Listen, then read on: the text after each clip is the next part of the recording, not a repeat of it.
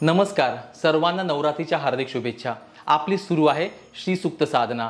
या श्री सूक्त साधनेमध्ये सर्वांचा इतका उत्तम प्रतिसाद मिळतो आहे याचा मनाला खूप जास्त आनंद आहे।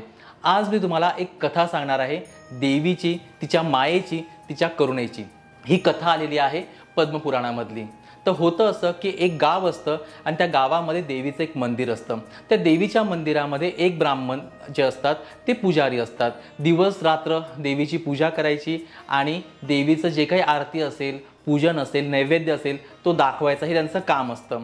आणि त्याचबरोबर ते वैद्य देखील असतात। तर होतं असं की त्या पंचक्रोशीमध्ये एकदा साथ येते आजारपणाची आणि अनेक लोक जे आहेत ते आजारी पडतात।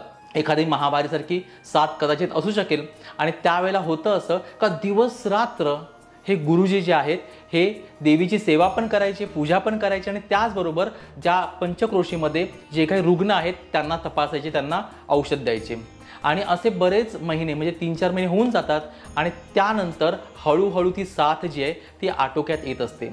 पण या सगळ्या गडबडीमध्ये त्या गुरुजींची तब्येत जी आहे ती थोडी ढासळते। ते इतके थकलेले असतात आणि एक दिवस दुपारची वेळ असते आणि ते म्हणतात की मी खूप थकलेलो आहे, साथ देखील थोडी आता आटोक्यात आलेली आहे, मी जरा आराम करतो। आणि दुपारी आराम करायला जातात।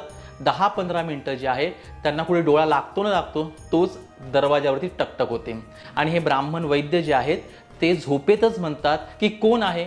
आणि बाहेरून एका स्त्रीचा आवाज येतो, ती आपली ओळख सांगते आणि ती सांगते की माझ्या पतींची तब्येत खूप खराब आहे, तुम्ही आत्ताच्या आत्ता वैद्यबुवात चला आणि त्यांना तुम्ही तपासा।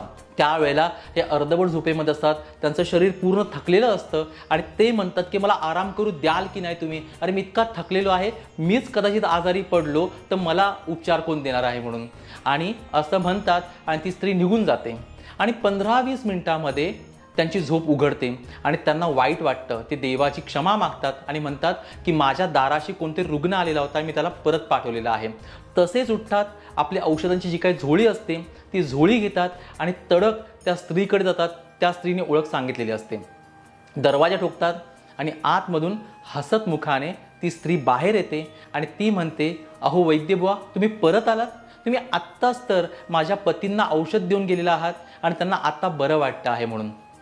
हे ते वैद्यबुवा ऐकतात, ते जमिनीवर बसतात, अंगावर शहारे रोमांच उभे राहतात, डोळ्यामध्ये पाणी उभं राहतं आणि ते म्हणतात का हे करुणामयी, हे जगदंब, हे आई भवानी, मी इतका अधम असून तू माझ्या रूपामध्ये आलीस आणि त्या रुग्णाला तू बरं केलं, माझी लाज तू राखलेली आहेस म्हणून।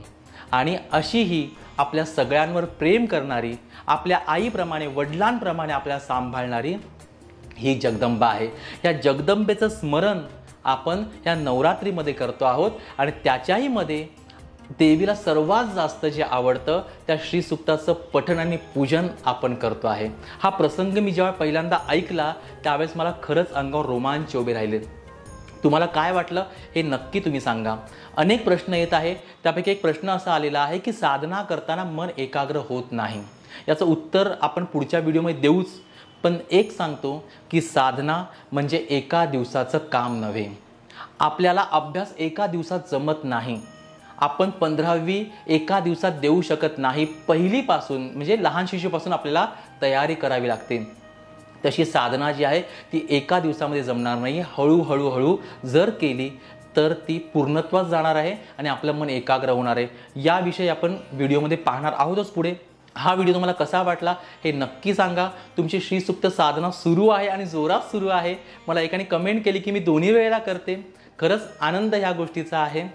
आणि हा व्हिडिओ जो आहे तो अधिकाधिक शेअर करा। अजून चॅनल सबस्क्राईब केलं नसेल सबस्क्राईब करून ठेवा, कारण की नवरात्रीनंतर आपण आरोग्य, अध्यात्म आणि व्यक्तिमत्व विकास या विषयावरती अनेक व्हिडिओ घेऊन येणार आहोत।